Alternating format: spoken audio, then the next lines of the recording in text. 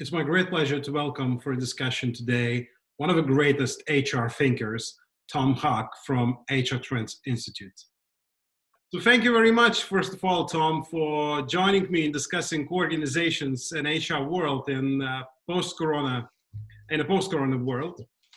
But before we jump into the matter, why don't you tell me more how the world looks like these days through your eyes? I mean, if you look outside the window in Amsterdam, what do you see there? So how's life? Yeah, so well, first of all, thank you for having me here. And it's always a good opportunity. Always like to speak to you. Going from small to a little bit bigger, I'm in my home office.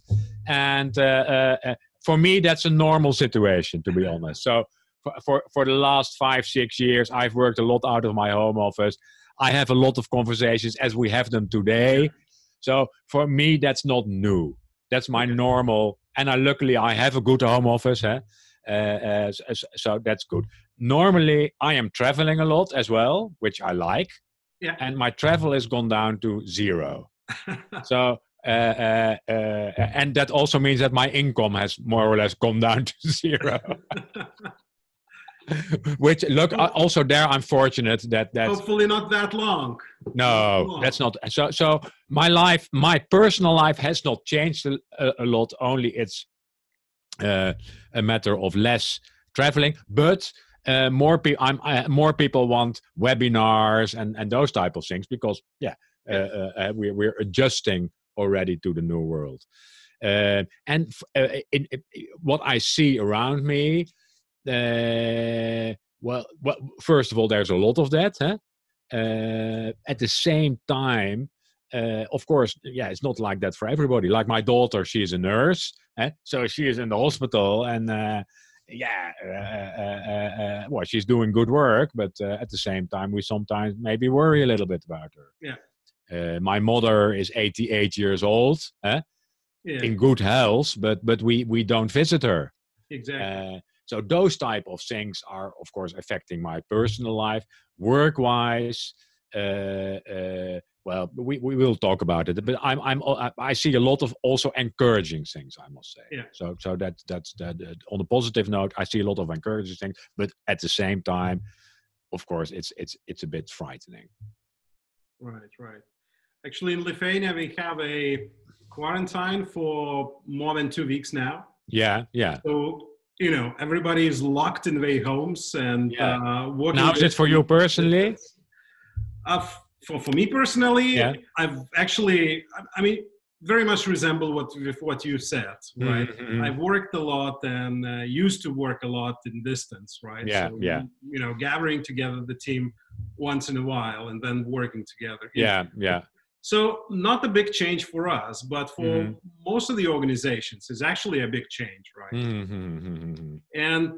And surely, if we jump into the coronavirus situation, what is wondering me is that, it came surely as a bad surprise for all of us, right? But on the other hand, you might see positive things out of it. For example, distant work, it's something that we, discussed for years. And actually, coronavirus, it took a bit less than a week to make it a reality. Yeah. So what else do you see to be accelerated? What other trends do you see to be accelerated as a, result of this situation we are in? Yeah, and sometimes it's what I see, and sometimes it's what I hope. Yeah, sure. So I've made a little list here, so I look at it now and then. Yeah, sure. I've made a list to say, there were some of the trends I always speak about. Yeah. And what I try to do is say, okay, how do I see that? And is it changing, or are there new opportunities because of the current crisis? Okay. And interrupt me anytime Sure. On my list, and I'm sure you've seen me a couple of times, is always personalization. Okay. Are we able to take the individual needs and wishes and capabilities of people into account? Yeah. That's also, you could say, that's something which in the current crisis, so not after, but in, that suffers sometimes, because now we say, oh yeah, you should do this and you should do this. It becomes quickly, if you don't watch out, again, more one size fits all. Everybody should do this. You mentioned homeworking. Well, that's typically something. Yeah, some people can do that easily. But for some people, that is, forget the circumstances. Of course, if you have 3 young children at home running around, it's difficult anyway. But for some people, I'm personally someone who is quite introvert, for example. So I can work for days on my own. And I'm not worried, and I feel good. But other people, if they don't have contact, exactly. It doesn't feel that good. Doesn't feel good. And some people are very technology savvy by nature, and other people, they struggle with that. Even I mentioned my 88-year-old mother. Well, if her iPad now breaks down, well, I luckily sometimes I can still help her, but that's an issue. So personalization, also in the way we communicate. Some people feel very comfortable with directives. You should do this, but other people get, and then I refer to myself again as well, I always get a little bit rebellious if people tell me what to do. I say, well... Let's question it. Let's question it. That's my nature. So personalization is one area. It's interesting. Friends of mine have prepared a little test, the personalized Corona coping awareness inventory. You can find it on my website. But that's basically a nice personality test, Big 5 based. So you get the results immediately. And then you can see, hey, how do I, with my personality, cope in the situation? That's one. That's interesting. That's really interesting. And then secondly, you also get a personal user guide. So I can give you my report and say, well, this is my profile. Maybe you can take that into account. So personalization in the crisis, I see some suffering. But after I hope and I expect that after the crisis, it will become more and more important. How do we tailor to the individual wishes, capabilities of people? And we already see it in the current situation. It is not, if we should be able to do it, also remote working, but also we now see that people with children, young children at home, we maybe should do different things. Or people with difficult children at home, we see that luckily the schools in the Netherlands are willing to personalize. They say, we know of children who are harassed at home, who don't have a comfortable home, a safe home. So we better bring those kids back to school. We better bring them back, because otherwise, bad thing. So personalization. So that's one thing I think I hope. Secondly, it's obvious, but I want to mention it, is of course the acceleration of the digital workplace. And you already mentioned it. So this could be an accelerator. And it has already been shown to be an accelerator. Exactly. And I hope that afterwards it will prove that we don't fall back in our old habits, but that we use that. Say, okay, we found out that we could do things differently. We could do things faster. I come back to the speed. We could use technology. I think there's still a lot of room for improvement. I'm very interested to see and to hear from other people how they are using technology in the current situation. Exactly. It's a lot about remote working and video and using Zoom and Skype and what have you, Microsoft Teams. But of course, there's more technology we can use. One of the interesting elements is that you see it a little bit. And people tend to stick to their old, you could say, world where they want to do things together at the same time. I don't know exactly what the right English term is. I think asynchronous working. Asynchronous working. And that's, we don't have to do things together all the time. Exactly. A meeting, of course, we can have a virtual meeting, but in a lot of instances, it's a lot more effective to work with what have you, the medium you use, Slack or whatever, or even WhatsApp. Then start threads, and okay, I have an opinion. You react, and you can do that in all the time zones. Exactly. Then you can collaborate asynchronous. I don't. It's happening, but you see people now. We have a meeting and a good morning and how are you? And maybe that meeting is not necessary, and maybe you could do it in a totally different way. So what to say that the meeting might be spread over time. Yeah, you have a kind of continuous meeting, for example. Yeah, exactly. And that even coming back to personalization, for example, allows more silent people and more thoughtful people to contribute. To speak up later. To speak up later. Yeah, and you know the people in the meeting, they don't feel comfortable. Even in the virtual meeting, sometimes it's more difficult because you are talking all the time. And then I say, but if I have been able to give it some thought, then so the quality might improve if you. I'm not saying you of course, we need face-to-face, etc. But you see, technology it's not only technology, but also try to change the ways of working. So I think that is, so it can be an accelerator, and I think there's a lot more. We know that there's a lot more opportunities. Yeah, it's interesting. When you introduce technology in the process of what you do, it perhaps makes you rethink why you do and what you do, right? Yeah, so exactly. In a way that find new ways of doing the same thing. What I don't know, but what I'm also interested in, also to hear from the people who see this, is around how is it now going with, you could say, mood measurement, engagement measurement. Are organizations increasing that, continuing to measure? To say, hey, how is it going? Tom is at home, but how does he feel? How is he? What's his mood? And should we do something? I'm sure some organizations are doing it. Yeah. I'm also sure some organizations have stopped it. Exactly. Yeah. They say, well, in the current situation, we cannot we cannot do that. Yeah. On the other hand, perhaps in this situation, especially in this situation, it's very important to have this feeling on how the team is doing, right? Oh, absolutely, and not only in the. See, I can see you, but I don't know. I don't know how you feel. So, so that's another area where and of course the whole area of learning and development. Yeah, I would hope, and I expect that you see it already happening. Yeah. As I said, more webinars.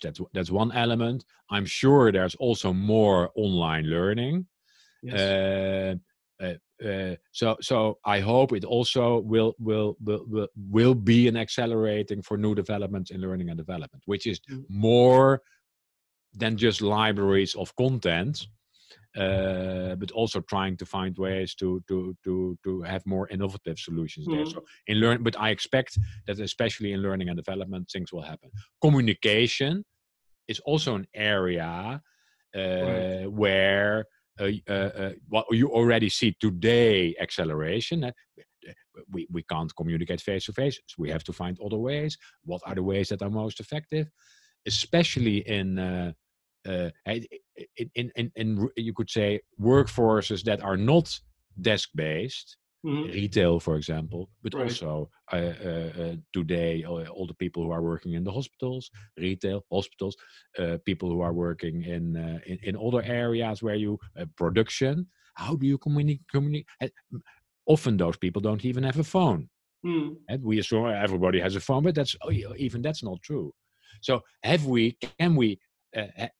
How do we communicate with the people, in what ways? And some of the organizations that have already organized that well, I know of organizations that use, you could say, dedicated tools to communicate with their workforce, like, for example, a good example is Speak app, typically designed for communicating with retail staff, and other mass stuff, and that's often about what's the work schedule, when are you working, when are you needed, so communication. I expect also that the importance, as of course, is obvious now even more than it was, and how can we quickly use innovative tools to do that. So enough about technology so personalization already important now. I'm expecting more technology.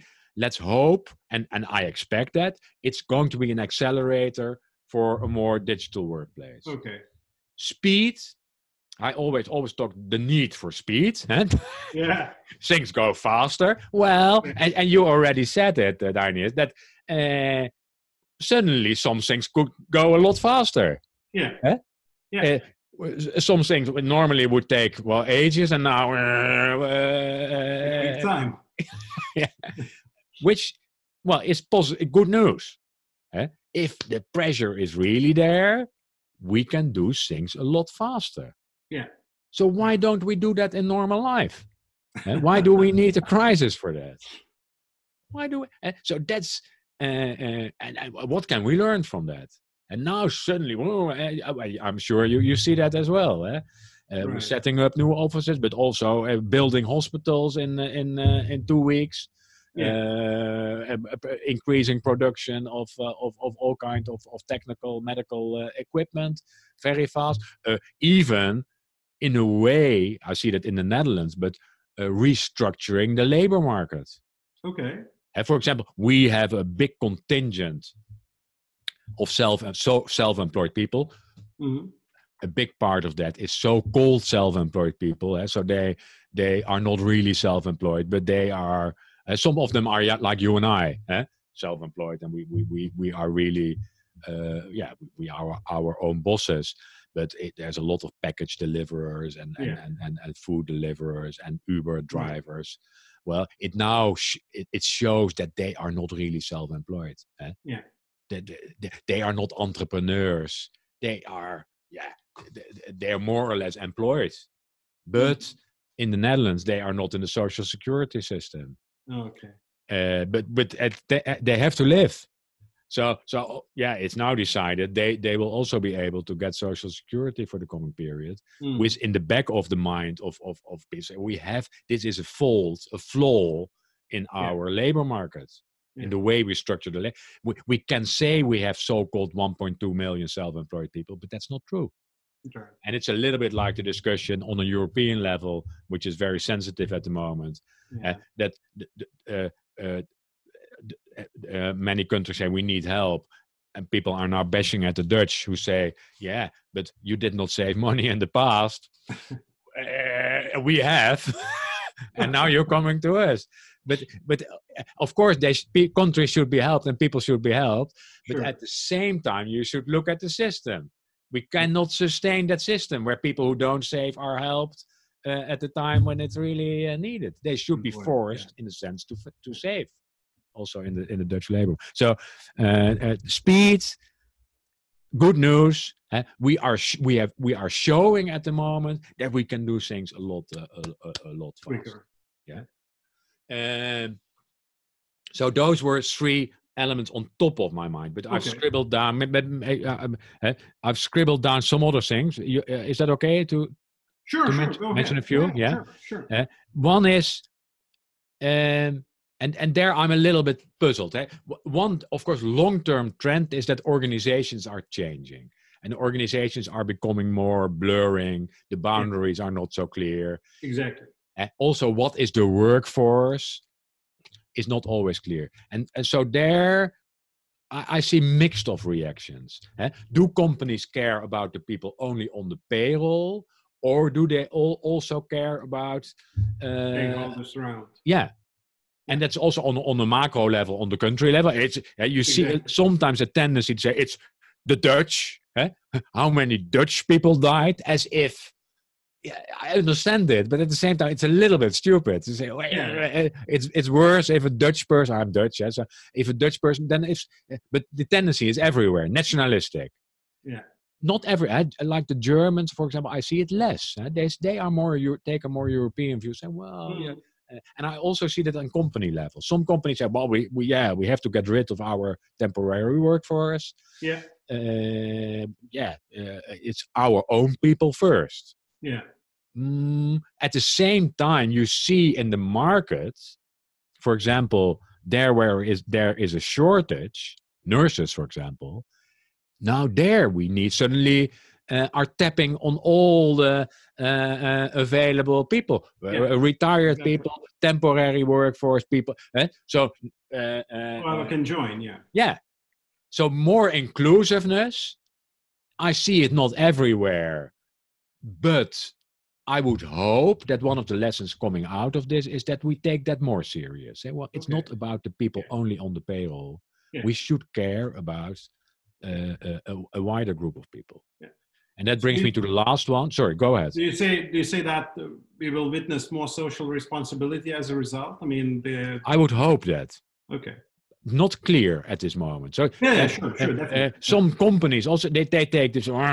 You see it also in the real estate business at the moment. Some companies, also big companies, are saying we don't pay rent. Yeah.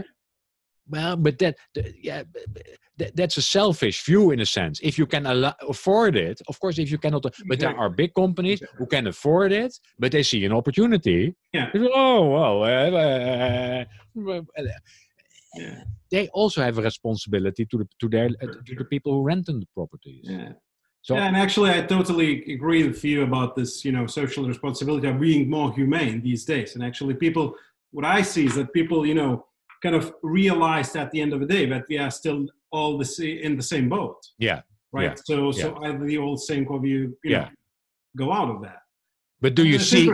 Is your expectation that it will change? That's a tricky thing. I would love it doesn't, but I'm not sure. No. Because, I mean, if you look, in different crisis situations, then the crisis is over, and again, do you see this, we go back. Yeah. Yeah. At least in a sense. On the other hand, this kind of economic crisis, it started with the health crisis first and foremost. Yeah. It might be a twist or a difference in the situation, I think. So perhaps it might be a kind of reevaluation of what is important for us, what is really valuable for us. And in that case, perhaps the result might be a, more humane outlook. I would hope so. On my list of the trends for 2020, that's a list of 12 trends. Also, people can find it on my website, hrtrendinstitute.com. But number 12 is more corporate and employee activism. And that relates to that social responsibility. Exactly. Don't feel responsible only for yourself, only for the company, but feel a wider responsibility. We hope to see it. I think that leads to the last one on my list for now, but we could talk longer, of course. But and that's about what I called, and other people as well. Is not my. Let's be kind. It has to do with that as well. Let's be kind, and that is also it's. Let's be kind to each other. Let's be kind to our people, and I think we see quite a lot of that in these days. People are. I would say people tend to be kinder, friendlier. True. And I would hope that also is a continuing trend. Let's not stick to the rules too much, for example, and let's also try to find ways to keep people employed, because there is coming a lot of economic turmoil, and that is that has to do with the social responsibility, but also the individual. The responsibility to individuals. Let's not be too harsh, and being kind as a kind of leading principle for HR, but in a wider sense, take also the health of people. Let's make sure, because now we have this health crisis, but of course we have already other serious health crises where companies and individuals should have a responsibility. The well-being of people is important, and we now suddenly have people. This is an obvious, clear crisis, and we all fight it. But there are other like stress in the workplace. Well, that doesn't get doesn't get a lot of attention. Maybe because not a lot of people die from that. But we would hope that the more general well-being of people in the workplace, also outside the work, would get more attention as well. Well, that's very interesting, actually. That a lot of trends are actually being accelerated as a result of coronavirus. I would say so. So we see positive things actually coming to organizations, right? Yeah, and we could also have a long list of potential negative things. Yeah, sure, definitely, definitely. But that's not so much my strong Yeah, area. yeah, indeed. But I don't want to underplay it.